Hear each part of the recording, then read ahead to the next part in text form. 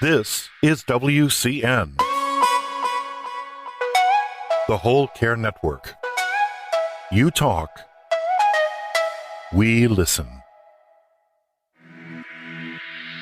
Content presented on the following podcast is for information purposes only. Views and opinions expressed during this podcast are solely those of the individuals involved and do not necessarily represent views of the Whole Care Network. Always consult your physician for medical and fitness advice, and always consult your attorney for legal advice.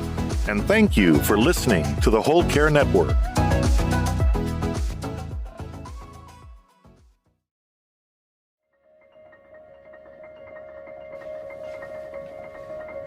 Have you ever met anybody that has caregiving on their bucket list of things to do in life?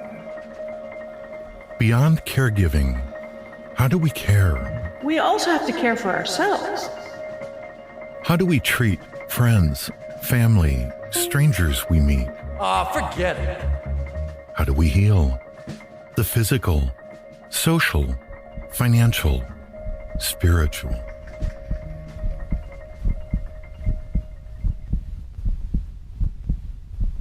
Hello.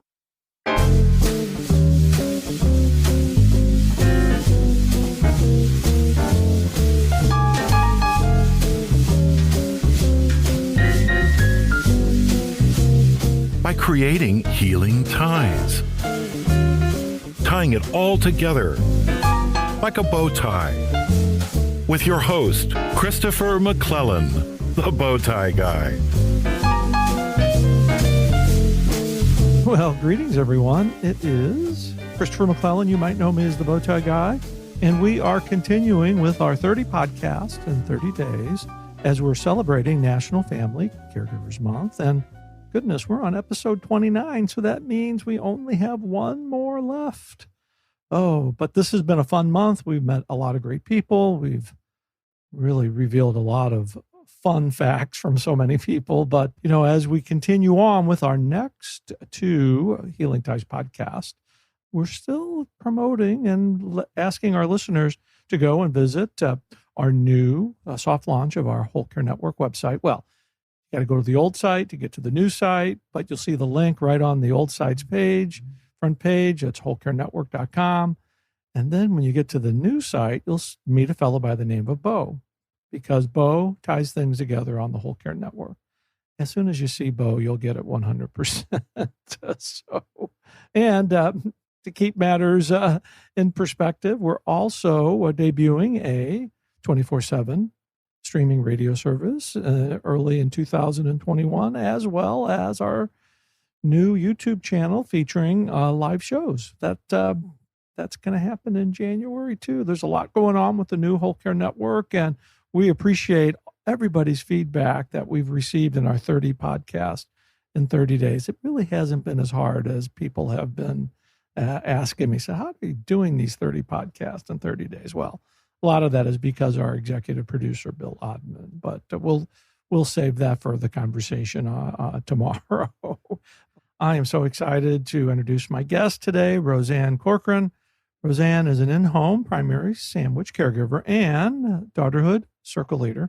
Leveraging her skills from a bachelor's degree in English communication, she created the Daughterhood Podcast to bring her empathetic view of caregiving from a first-person perspective to help others navigate the uncharted, disorientating, and tumultuous waters of caregiving.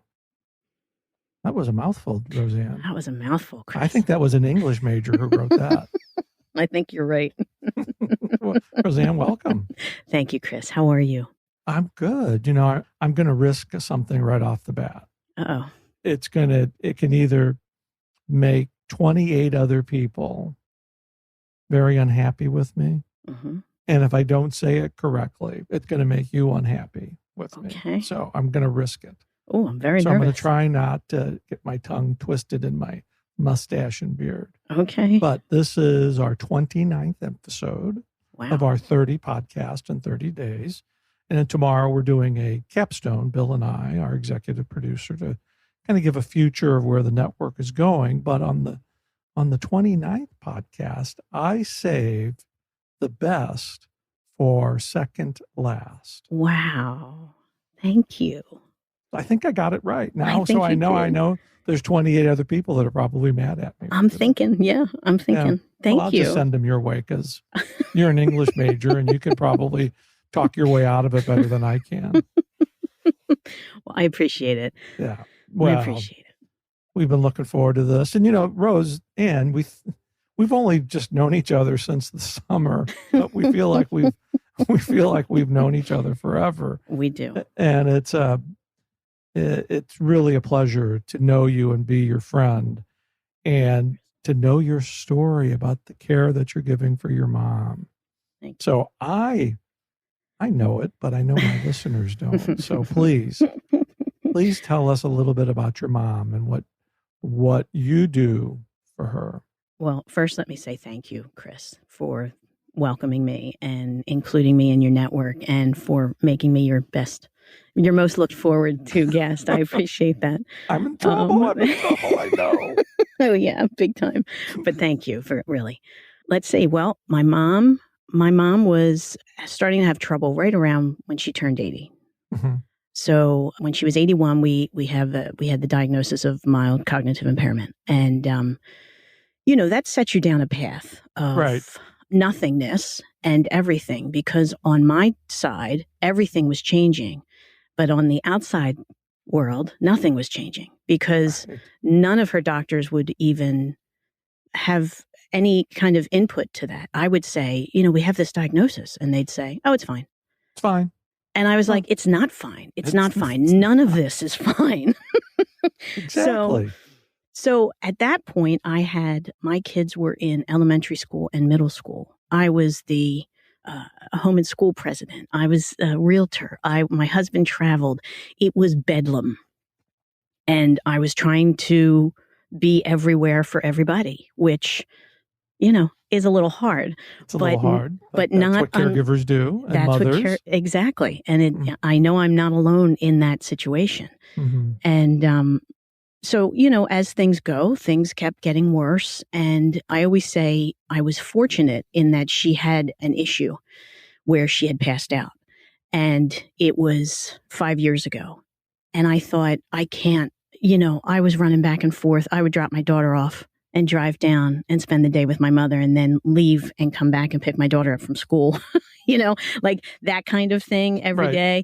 Mm-hmm. There were times that I was going back down at night after I had been there during the day, and then I would wind up going down at night because she didn't feel well, and it was crazy. So when that happened, I scooped her up and brought her back to my house and thought, we've got to decide something. Mm-hmm. And my kids and my husband said, if I said, what do we do here? What should I do? And they said, if she doesn't stay here, we're never going to see you, which, was going to happen because it just keeps getting worse. Right. Mm-hmm. Now, I should say my mother's fiercely independent. She had her own life. She worked until she was 83. She was a hairdresser. She retired at 83. She had 50 years in the business. Oh, goodness. Yes. She saw a lot of changes in that business. She saw a lot of changes in that business, and she made a lot of people happy in that business. And she was also a ballroom dancer. My father had passed right when I was about 17. Yeah, and I remember you telling me that story. Yeah. Yep. And she created this second life for herself as a ballroom dancer. And she and her partner would go up and down all around dancing every weekend. It was a beautiful thing to see. So for her to lose all of that on top of all of the people in her life was just, it's an awful segue to the next part of your life, And so we moved her in, and it was my oldest daughter's senior year and my youngest daughter's 8th grade year in middle school, which middle school's awful to begin with. Yes. Never want to go back. No, thank you. So we, moved her in and went to doctor after doctor. I mean, I tried, and everybody would say, no, she's fine. No, she's fine. And I was so frustrated and angry at not being able to get any help, at not being able for anybody to say, okay, let's talk about this.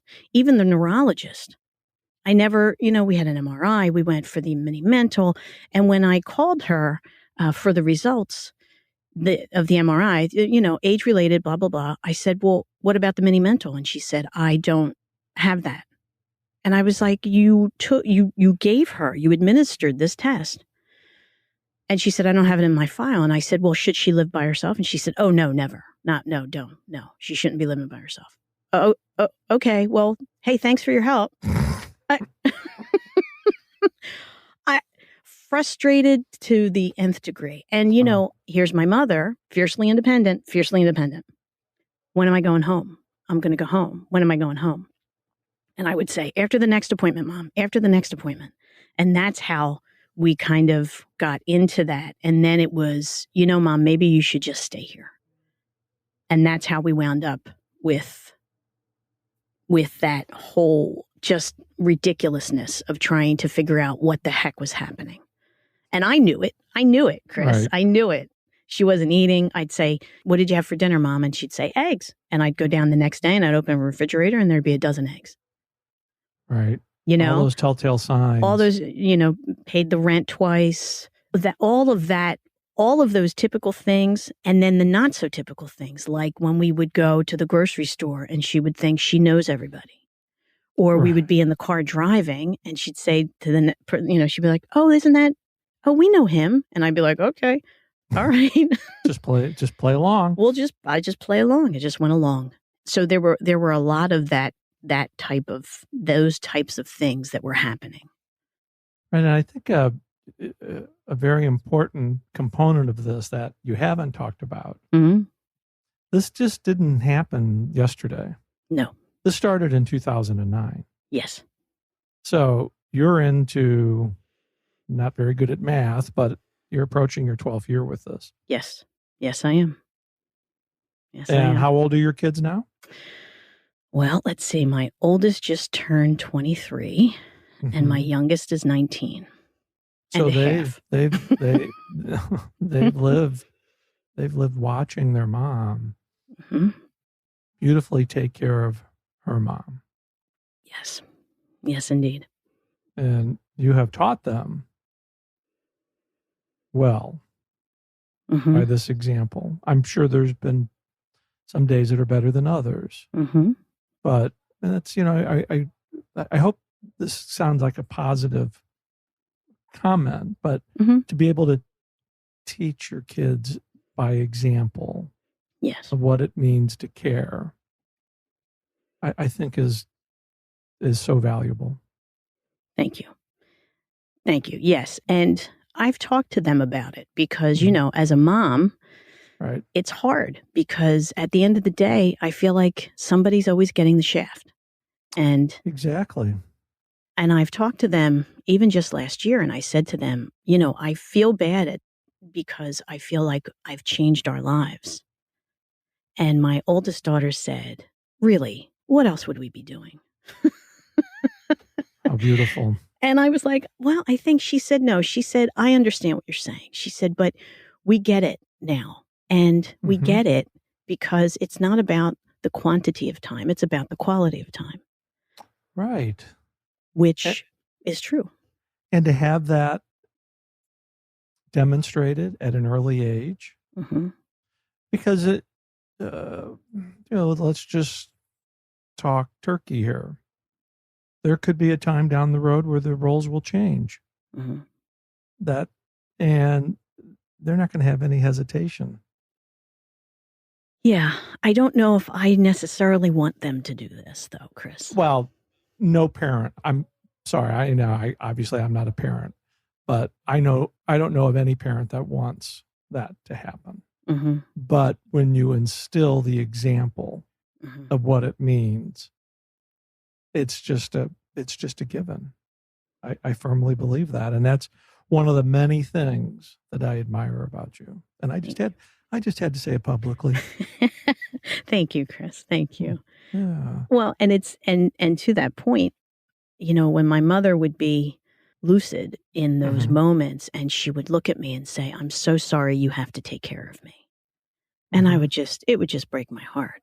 Right. And I'd say, Mom, it's my honor to be able to take care of you. I would not think of anything else I'd rather do. Right. And that's one of those, one of the many examples of why people like caregivers Mm-hmm. are bound together, even when you don't really know each other, but you do know each other. It's kind of like, I reminisce on our first phone call. Mm-hmm. I'd read a little bit about you, and you had read a little bit about me. And Mm-hmm. so there was that comfort zone that you get with other caregivers immediately.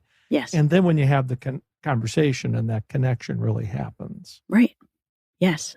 Agreed. And that's what's so important about caregivers speaking to each other, supporting each other. Exactly. It's the validation. Right. It's the resources that we share with one another. It's that respite Mm-hmm. that we so desperately seek and don't know how to access. Right. But when one caregiver talks to another caregiver, well, it makes sense. It makes a lot more sense than talking to a doctor who says, "Oh, I don't have that in my file." Right? Yes, exactly. And you don't have to explain. You don't have to. I can say to you, Chris, I'm tired. And you wouldn't go, "Gee, why? Were you up late?" Like, a caregiver understands tired. A caregiver gets that bone tired. Oh my God. Caregiver gets a last minute cancellation. Yes. Caregiver gets frustration and anger. Yes. And who better yet to share that? Right. And with another caregiver. That's kind of why we do what we do. Absolutely. We share our experiences, because in that, advocacy heals us. And Yes. I say that a lot. I've said that a lot here in our 30 and 30. And I really should give credit to my friend Joni Aldrich. Those aren't my words. Those are hers. But advocacy does heal us in the midst of caregiving, no matter if you're in the middle of it or if you're 6 years past it. Mm-hmm. Agreed. And, I'm a problem solver. So in trying to find, how do I fix this? But there is no fixing. There's no fix. You're not fixing dementia. Like, sorry, that ship, there isn't even a ship for that. Mm-hmm. And in my quest of trying to find, well, what can I do? How do I do this better? What can I do in this situation? I would find all of these people were out there, and everybody was in that same, oh my God, what do I do? And then that's when I found Daughterhood in looking for resources. And then I saw that they had these circles, and I thought, well, I'm not doing a support group. I've never done a support group. What's that? Right. Isn't that embarrassing? How do you do that? I don't want to talk out of school, right, Chris? Like, I'm not going to say anything. Right. I get it. I can't say that. Right. Mm-hmm. There wasn't a circle in my area, so I started one. And no idea. I had no idea what to expect. I had no idea what this was going to turn into. And sitting in that room that first day with these other fantastic women who were struggling just like I was. And we all came in, and we all had that same weight on us. That weight. You know how you can just see it in people's eyes. You can just see it right. It's palpable. And we sat there and we talked, and at the end of the meeting, it was like, oh my goodness, I had oxygen. Yeah. And that's what it is. And that, because it wasn't just you sitting in your house thinking, oh my God, how am I going to do this? It's, oh wait, there's somebody else like this. Oh, there's somebody else like this. Yeah. And it's that validation. And it's okay to say, I love my mother, but this is hard. It is perfectly okay to say that. And who better yet to understand that than somebody else who's walked that journey? Exactly. It's always been, it's interesting, caregiving, you think of caregiving in 2020 and moving forward, there's so much more data and information, people writing about it. You started in 2009. Mm-hmm. And in looking back, even in dementia and Alzheimer's, there wasn't a whole lot out. No. Then. And, the internet, it wasn't what it is.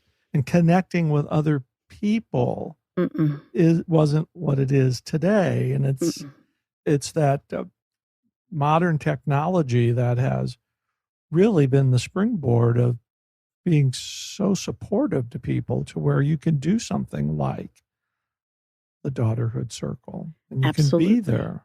Absolutely. It makes you wonder what did people do? Well, I can tell you when my youngest was born, she had a congenital eye condition. There were 50 in the world. And it was back early 2000s. So there wasn't this. There wasn't groups. There wasn't anything because there were 50 in the world.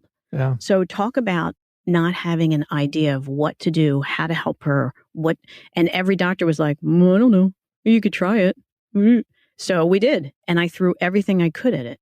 But in that and in different situations, people would give someone my phone number to call because it was like, can you talk to this person? Of course I can. Of course, because you're a resource. You've walked it. You understand it. Exactly. But to go from that with no information and, well, you can try it, to dementia with, you put Google, I want to go home dementia, and there's 77 million articles about it.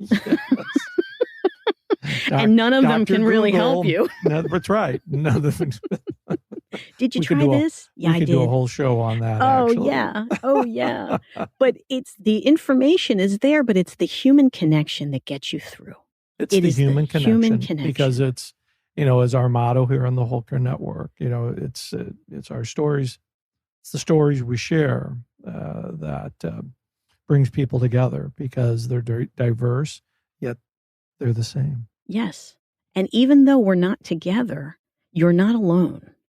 And that's the thing, the isolation and the loneliness in this, because you do feel like this is it, that you're the only person in the world with this. And it's so amazing because that is so true. Caregiving happens, as my listeners know, because of two reasons. An unfortunate accident or an untimely diagnosis. And suddenly you're thrust into this role. Yes. Without any preparation. Yep. And it was interesting. We had a nurse on recently. That was, she's not going to mind me mentioning her name, Deb Kelsey Davis. She's a nurse and she ended up taking care of her parents. And she certainly was prepared on the clinical side, but you're not prepared on the emotional side. Because you don't know how those emotional strings are going to pull you. Yep. And that's why connecting with other caregivers is so important. Absolutely. I don't think you're ever prepared, even if you know it's coming. Even the day that you know that your spouse, your parent are going to forget who you are.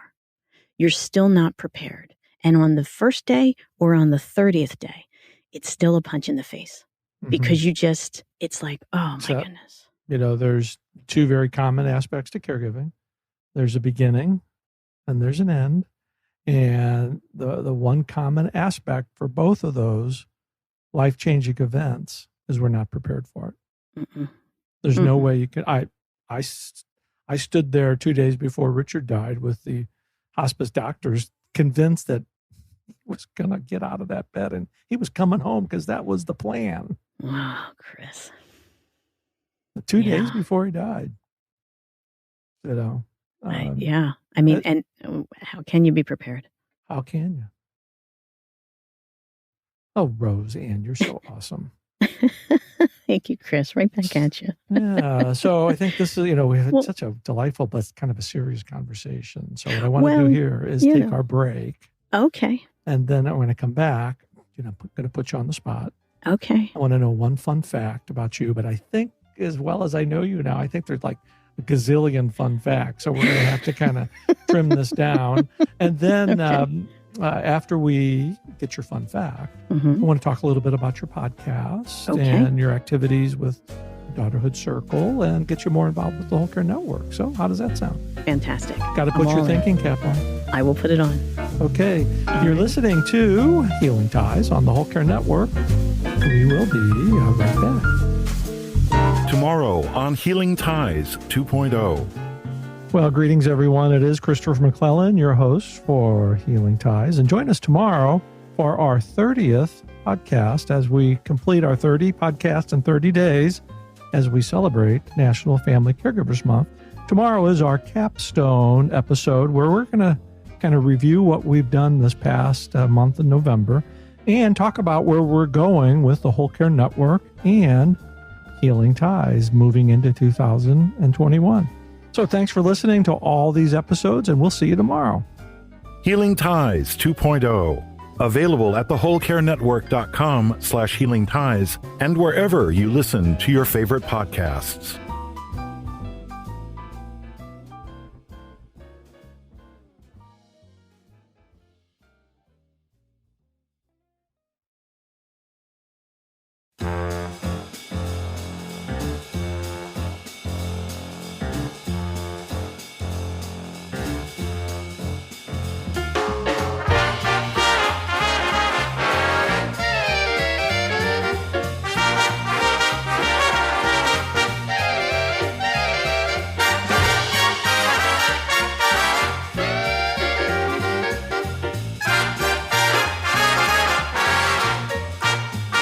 Well, welcome back, everybody. I am continuing my delightful conversation with my younger sister from another mother, Roseanne Corcoran, from Daughterhood Podcast and the Daughterhood Circle. And I saw the pumpkin cheese cake pie she made on Thanksgiving from a picture that she said, well, if I could figure out how to mail it to you without it, I'd send it to you. But it certainly looked good. It was great. It was great. Well, it was great. Rub it in just a little bit. I'm sorry. My mom was the... But I did have homemade ice cream. Okay. Well, there you go. See, we can swap recipes. You know, maybe I should do a pumpkin homemade ice cream. There you go. Oh, I would. I could send you a picture. There you go. Okay, I look forward to it. I gave you more slack time now to come up with one of your fun facts. So, Roseanne. I have a lot of fun facts, Chris. Yes, I don't know. That's another podcast. Roseanne's that would be another podcast. Roseanne's fun facts. Yeah, that is a lot. I guess the one that gets me street cred would be that I'm in my college's Hall of Fame for softball. Oh. So I would imagine, I got to say, let's see. You were probably a pitcher. I was not. You were not? Mm-mm. Okay. I was a shortstop in college. Mm-hmm. Okay. You were the shortstop. Shortstop. Yes, sir. So I would, I'll date myself. So then you were, to me, if you were the Hall of Fame shortstop at college, then to me, you're the Ozzie Smith of shortstops. Correct. There you go. Okay. There you go. Very good. And so did you do the jumping jack when you came out on? No, I never flipped over myself. No. No. But I did do acrobatics on the field to get to the ball. So there's you see. Now we're already into two fun facts. And I was 25 when I was playing. Oh my gosh. Yeah. Yeah. They used to call me Mom. I could say something, but I'll be real in trouble. So.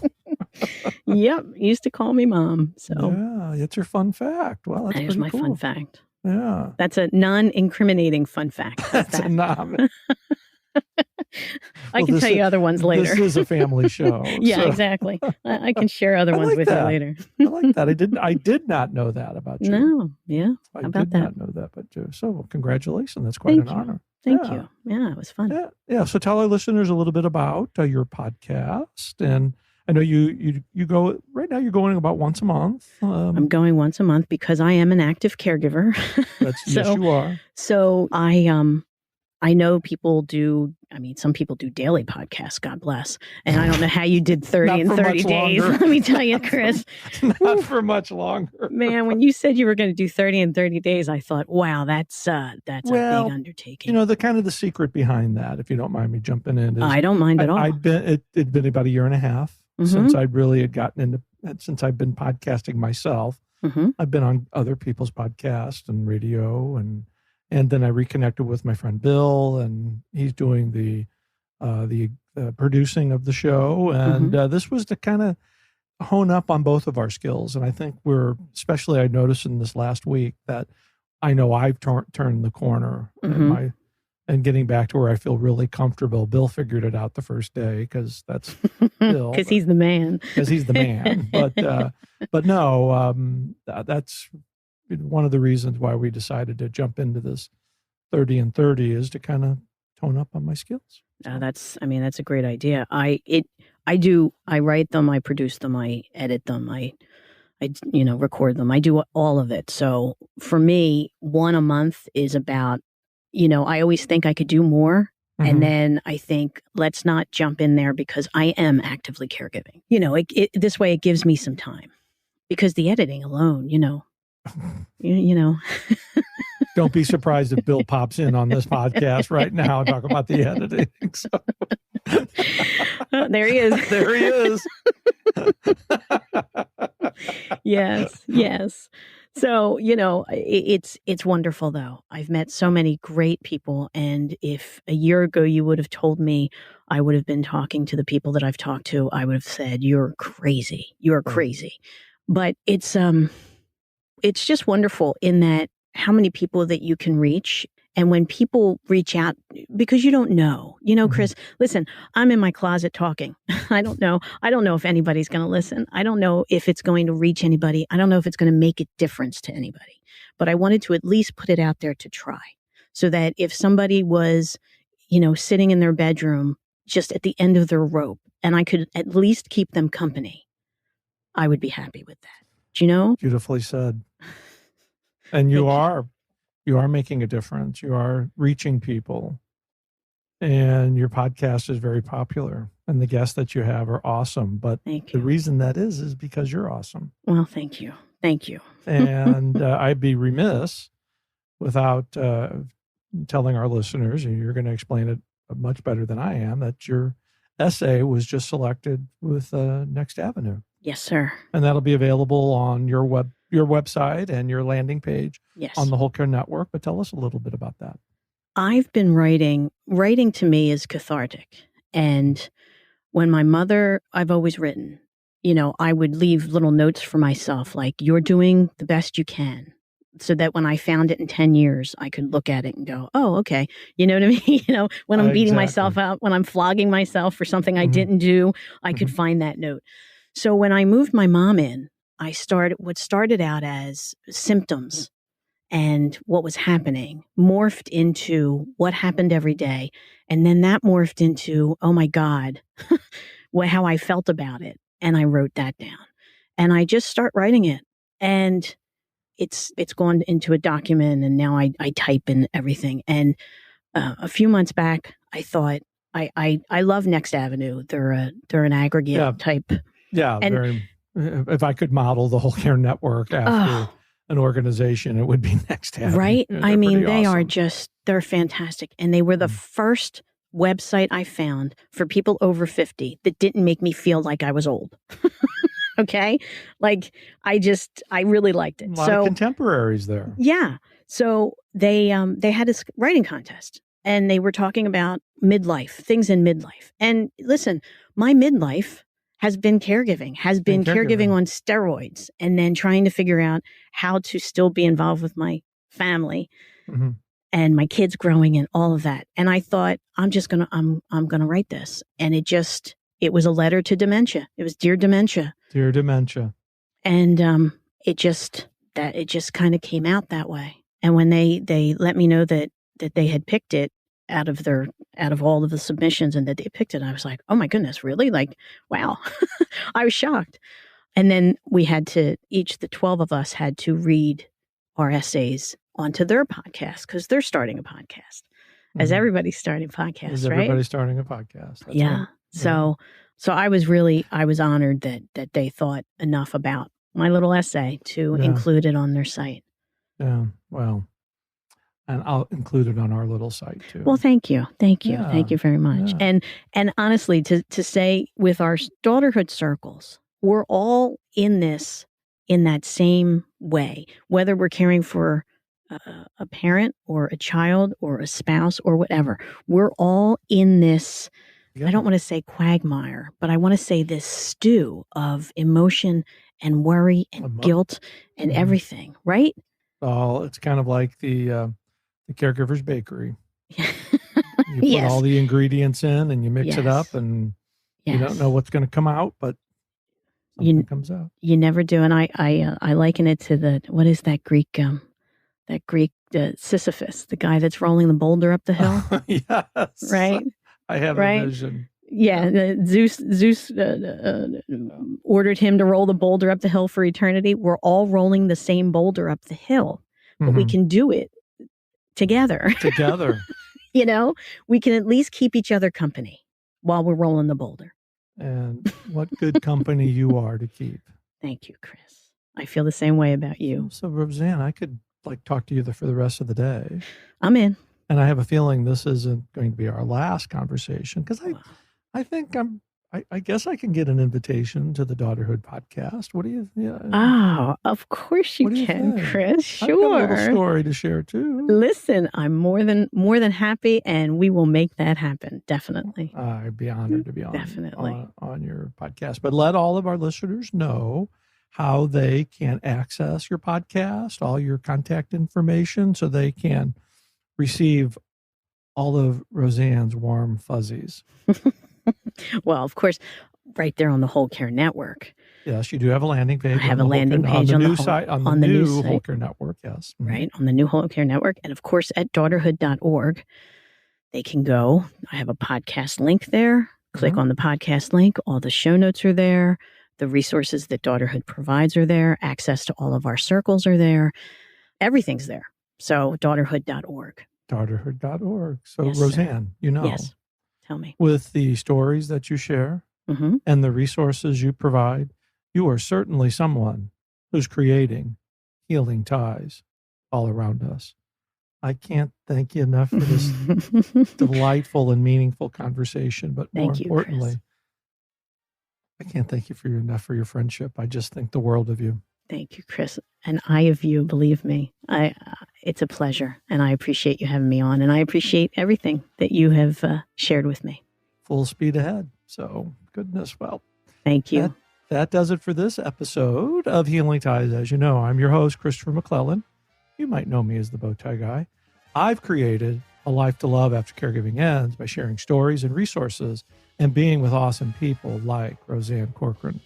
Healing Ties is produced in the posh downtown studios of Odd Box Production in St. Louis, Missouri, and is part of the Whole Care Network. Check out the soft launch of our new Whole Care Network website, where you get an opportunity to meet Bo. I just know you're going to love Bo. But and follow us for one more episode of Healing Ties 30 and 30 podcast as we're celebrating National Family Caregivers Month. And that podcast will be tomorrow on November 30th. I'm getting kind of tongue-tied because it's sad that this is coming to an end. But thanks for everybody for listening. We'll see you soon for another episode of Healing Ties. Bye for now.